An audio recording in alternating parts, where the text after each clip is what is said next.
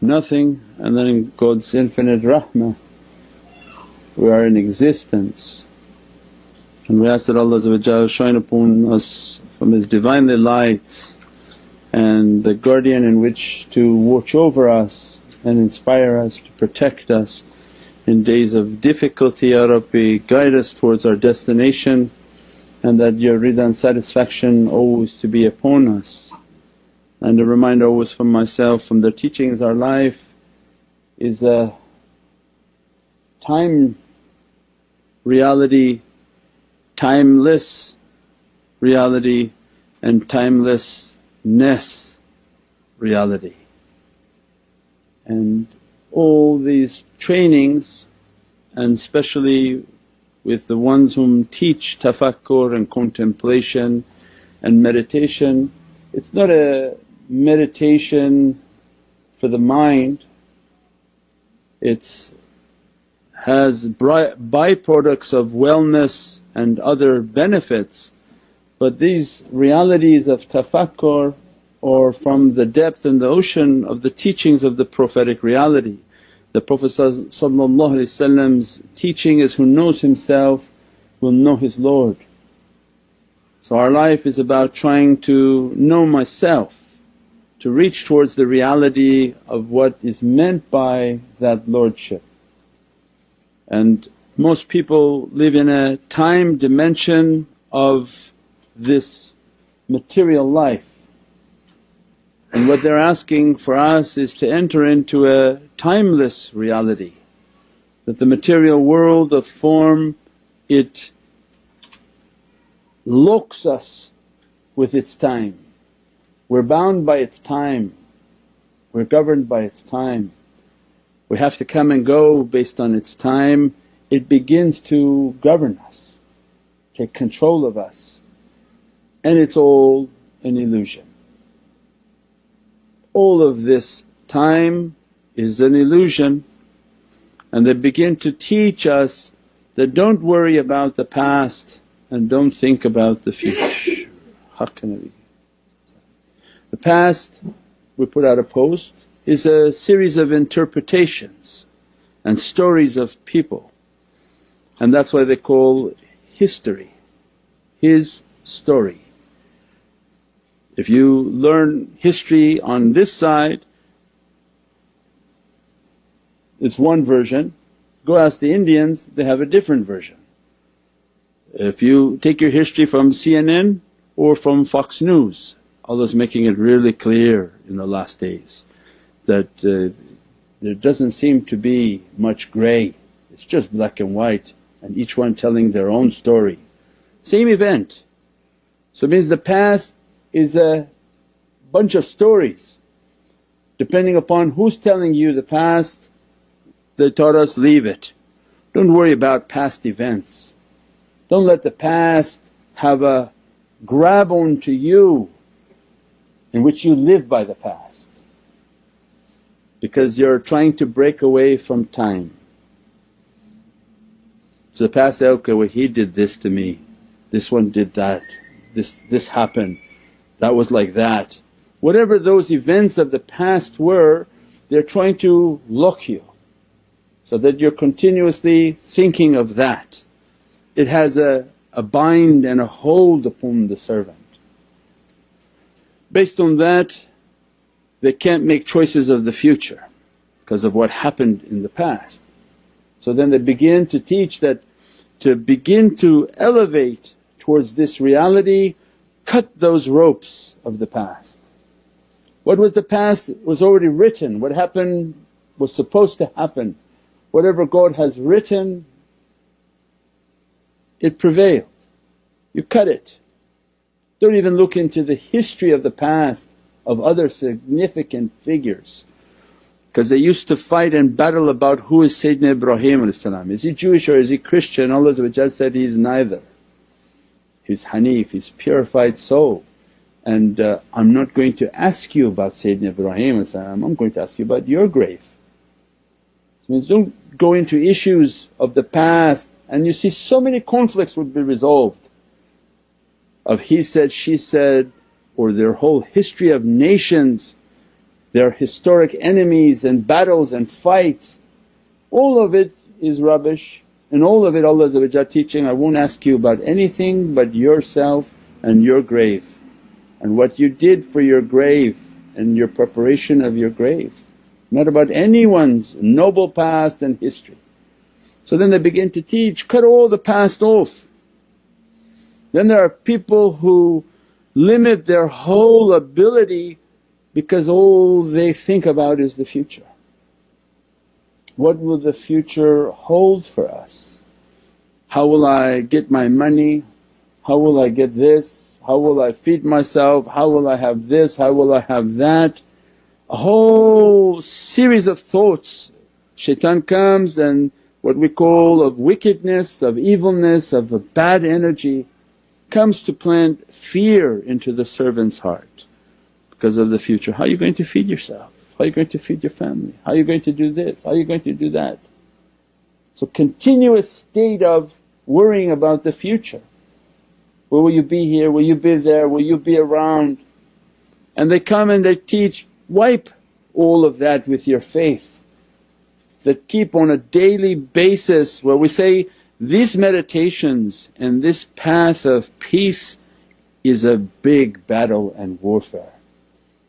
Not the fighting against people, because Prophet taught that that fighting and that struggling and accompanying a Prophet of God, which is necessary because a Prophet of God has a message in which to deliver and no one can stop it. But neither you nor me are a Prophet of God and we have no message to deliver. The only message to deliver is to myself. And Prophet was teaching his companions, now that my job is finished for that, you have a greater battle lying ahead of you. Greater than all of these fights is the fight against yourself. So then the people of contemplation, they understood the depth of that reality, or at least they are moving towards understanding what Prophet wanted for them. That this battle of the self is not an easy battle.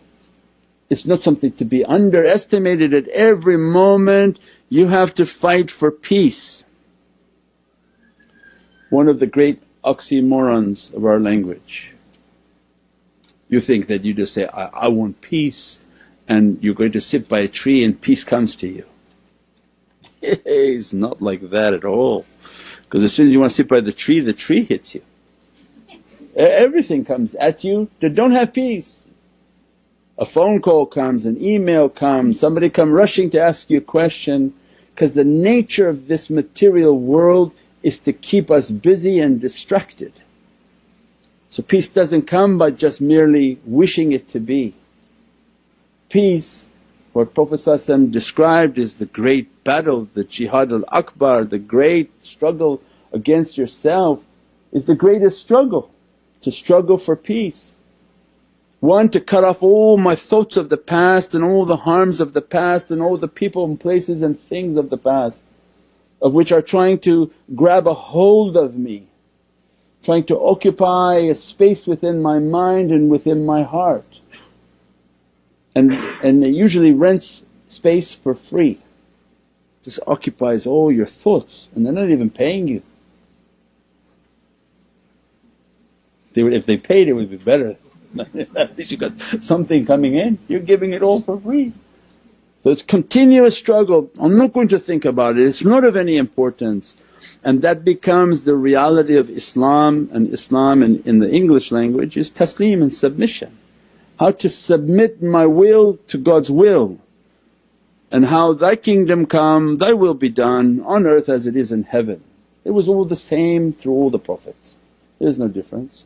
How to bring God's will from His kingdom of the heavens, which is in complete submission, onto this abode of Satan, this earth, in which everything is busy and distracted. So that Divine will to come into my heart is a continuous struggle. Cut everything from the past, whatever happened was written to be happening. And taslim comes and Allah wrote it, God wrote it, what can I do about it? And then continuous reminder to myself, it's just written, it's just written, it's written, because the whispering of the whispering one is continuously throwing into the ear, don't forget it. Don't forget the past, because if you can't forget the past it will influence all your future moves. Big difficulty. If you can't cut the past it will influence all your future moves. So then it's a continuous struggle every night, everything from the past, my Lord, I'm asking to wipe it clean from my mind and from my heart.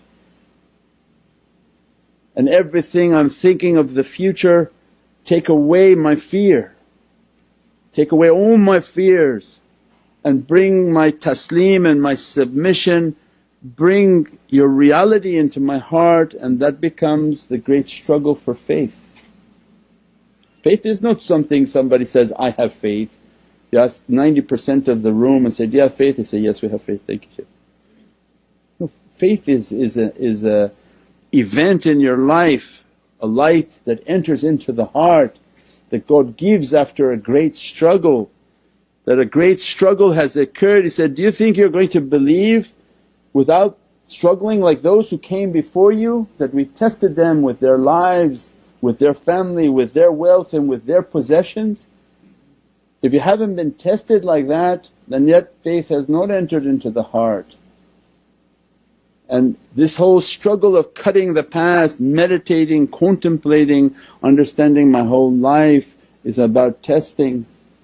And then, my Lord, please send light into my heart, more and more of your Divinely love into my heart, so that my fear of the future begins to subside. And when that faith begins to enter into the heart, it's a light that shines through your heart. What makes this life so difficult about the future is because it's unknown. So it's like entering into a room that's dark. Nobody wants to walk in this dark room. If I turn the lights off and say, okay, walk around, he says, I'm not going to walk, Shaykh, I'm going to hit my head on this cabinet, or I'm going to trip and hit my head and die from hitting the table on the corner of my head. So this life is like a darkness. So every fear of the future comes, and the whispering one again comes to whisper the past and specifically whisper the future, to cast doubt into the heart. So it means that those realities are huge on how to continuously ask for faith, that grant me the light of faith. Then they come and they teach, you want the light of faith, praise upon the Divinely Presence and praise upon the prophetic reality. As much as you make a life of praise, hamdulillah wa shukran lillah, means all praise be to God and my thankfulness to the Divinely Presence, and then praising upon the prophetic reality, it begins to send a light into the heart. That light, every time it enters into the heart, your path becomes a little bit more clearer. The test becomes a little bit less frightening. That as more and more light is coming, more and more practices are coming, more and more light is coming into the heart, you begin to understand that your life is not so dark.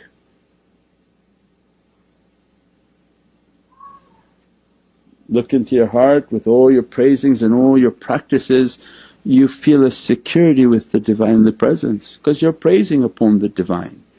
If you're listening out there and you're not praising, then yes, it can be very scary because it's just dark and you know you're not good with God and you're not good with His Prophets.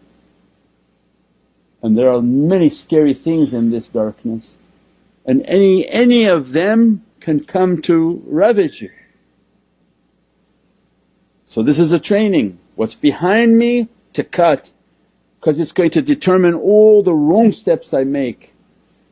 So I meditate, I contemplate, trying to bring good actions, good practices, praising upon the Divine, praising upon the prophetic reality, because these are blessed souls. When you praise upon them, they are the guides, and that they remember you in a higher association, and they pray to God that they're remembering me, send my light to them, send my love to them, let my guidance to reach into their heart and let them to know that they're not alone on this earth.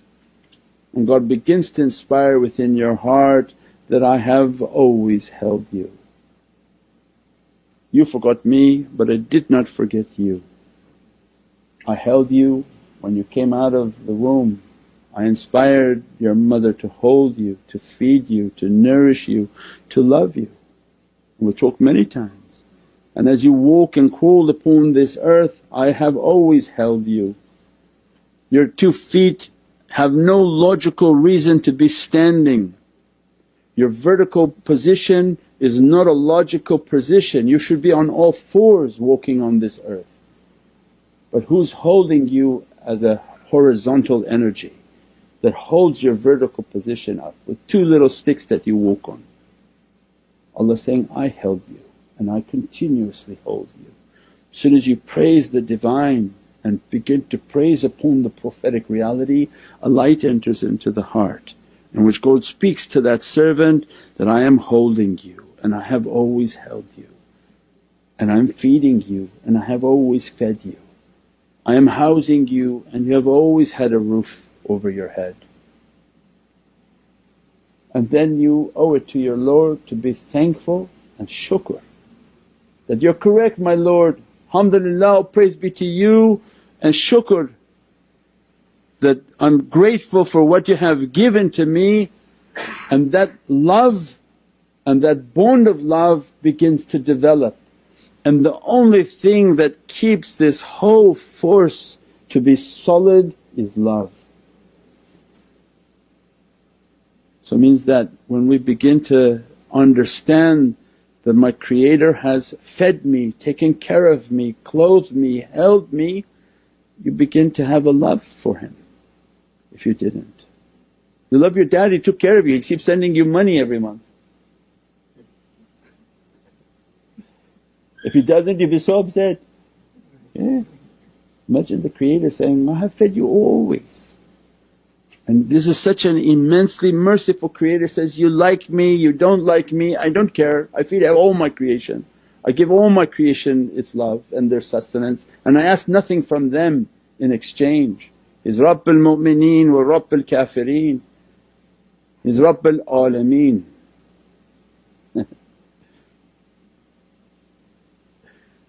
Is immense love from Allah means then you begin to think, Ya Rabbi, oh my God, you are always taking care of me. I'm going to praise you, I'm going to show my thankfulness to you, I'm going to show my shukr to you. Then awliyaullah come and teach, then that will be the opening of love. When you begin to love the Divine and love the prophetic reality that, I love you my Lord, I love you my Lord, what's the example that you want from me? What's the example of the best character? He says, I sent you my prophets, read about their lives, read about the goodness of their character. Make their character the example of your life, that I want to be like them, your chosen ones. Of you chose their ears, their eyes, their nostrils, their breath. You made their face to be a symbol of your Divinely presence. I want to follow in their character. Then they begin to teach us, then praise upon the prophetic reality. As soon as you send your salutations upon the souls of the Prophets, they send the salutation back upon your soul. And then your love for the Prophet begins to open. And my Lord, you're great, your immense bounty. And now I'm feeling even the love of those whom you love, your Prophets, they're guiding me, their light entering into my heart. Then they begin to teach, this love is the only bond that glues. It's not your mental thought of the Prophet and it's not your mental capacity to think of God, but it's only love that brings the bond together. And the only thing that Satan wants to destroy is love. If that is the strongest adhesive, is muhabbat, not the aql. You can think about God and say, oh I think this is correct and God in my mind makes sense.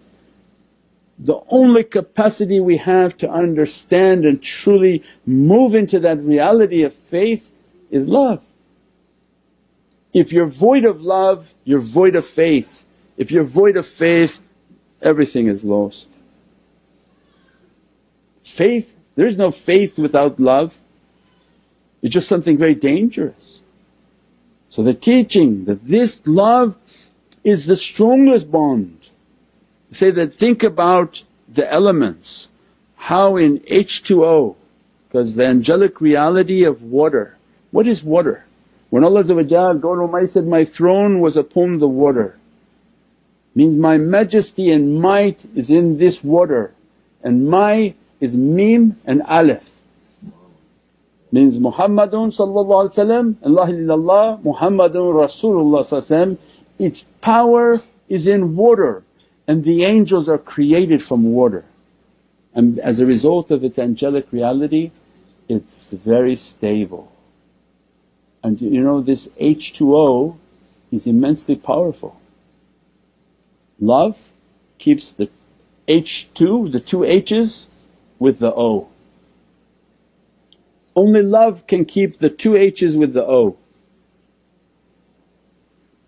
There's no way to separate the H out of this.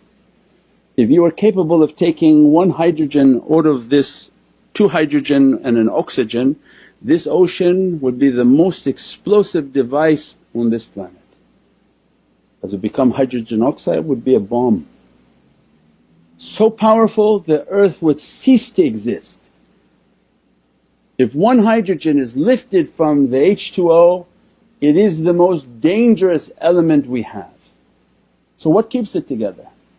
If it was something scientific and random, no, it's only muhabbat and love. It's an angelic reality, they love the Divine, the bond is secure and nothing can take it apart. And if for any reason when Allah says in Qur'an, don't separate what we order to be put as whole. What we made to be one, don't separate it. Means this bond that was bonded by love is the example of our whole way. Everything with love, everything with the good character and muhabbat will make the bond. The love for the shaykhs, the love for Prophet, the love for Allah's Divinely Presence should have a loving character. Well, that answers then all the other questions that will come. How can people have groups that they cheat and steal from people, that they lie and deceive people, that they do horrible acts? It's not a group based on love. If you know that the most powerful element is love, the most powerful practice is based on love, it wipes away all of the concerns that somebody should have. Means seek in your life that which is based on love and muhabbat. And what you're doing and what you're practicing, is it increasing your love? There are even countries on this earth that don't know what love is. I saw a show about Japan. They don't have the word love in their vocabulary, it's not a word that they use. Very sad, they don't have the word. Christian Homopur was going around and talking about love. She had it was a kooky series, but on this clip she went around Japan and asked about love and said, no, we don't have that word of love and affection. We have another formal word but we don't use this word. I mean, you took away the most important element of our whole existence is love. You work for what? For the country? You work for the company? Everything you do in life has to be based on wadood, based on muhabbat and love. If you take that element away, people don't understand why they should even be existing. And it's not a coincidence in that country they all go to the park and try to hang themselves. They have no understanding of their existence on this earth. If you take the element of love, everything falls apart in its reality. Everything becomes based on violence and dogma, and this is now the phase of life that we have entered into. The element of love is being pulled off of the earth, and all that is remaining now is of hatred, and everything will begin to come apart. Because it is the glue that binds our element and the nature of our elements. With this love, with this muhabbat, with this faith, when we nourish the faith and the faith is built on love and loving character, we said before, it's not to tolerate but to accept people. Not even the word to tolerate but the life of an acceptance. So then try to find the schools that are based on muhabbat and love. Try to find the teachers that are teaching acceptance and love, that they build within your heart a presence of love and muhabbat. Not intolerance or to tolerate. Some people don't even tolerate to sit with other madhabs. My goodness, can you imagine how crazy that must be? So everything is based on muhabbat and love. To enter that cave with love, to be dressed by that love. We ask that when Allah grant us that love, it make a bond, make a bonding of the soul, to have a bond with Prophet to have a bond with awliyaullah, to bond with Prophet bond with Allah. With that light and with that bond of love, all the future fears will be dropped. Because when you love your Lord and your Lord loves you, you have absolutely nothing to worry about. I think Sayyidina Isa had a phrase, why would God give a hungry person rocks to eat? If you truly love your Lord and you're asking for things from your Lord, why He would give you rocks to play with you and say, chew on these?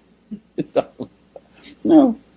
So you know out of muhabbat and with love, if you do everything with love and you have a love for the Divinely Presence, whatever you're asking for in its rightful amount, Allah sends, Allah feeds, Allah takes care of.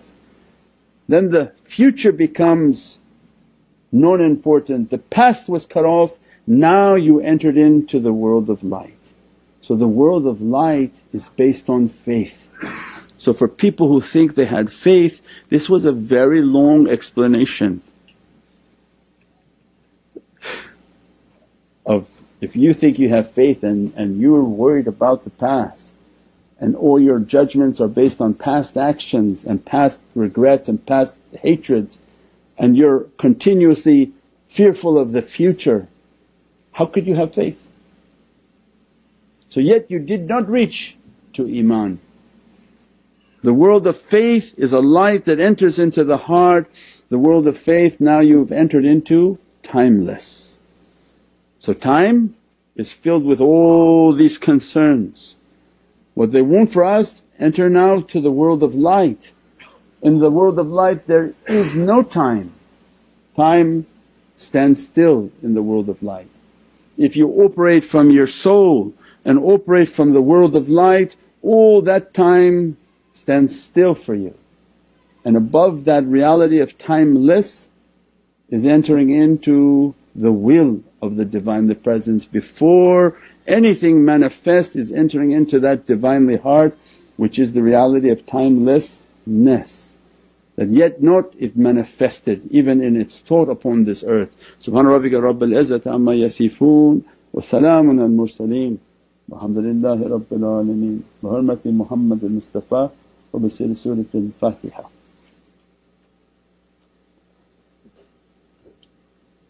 Ameen. Ya Rabbi shukr.